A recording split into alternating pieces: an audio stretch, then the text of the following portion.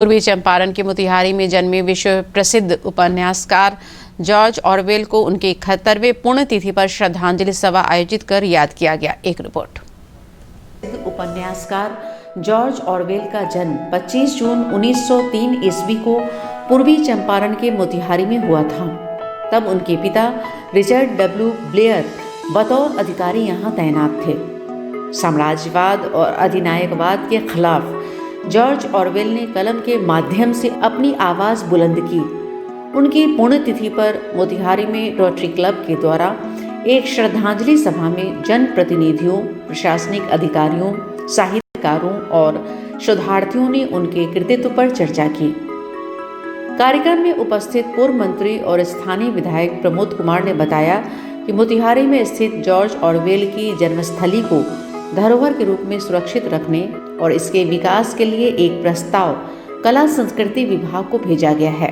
George Orwell की जन्म स्थली आर्ट एंड कल्चर विभाग से, पुरातत्व विभाग से इसके प्रधान सचिव और इसके डायरेक्टर के माध्यम से एक प्रारूप तैयार हुआ है और इसी वित्तीय वर्ष में इसका नियम संगत निविदा के आधार पर इसको भी विकसित किया जाएगा। पूर्वी चंपारण के जिलाधिकारी शीर्षत कपिल अशोक ने कहा कि अंग्रेजी के महान साहित्यकार जॉर्ज ऑरवेल का इस क्षेत्र से जुड़ाव हमारे लिए गर्व की बात है।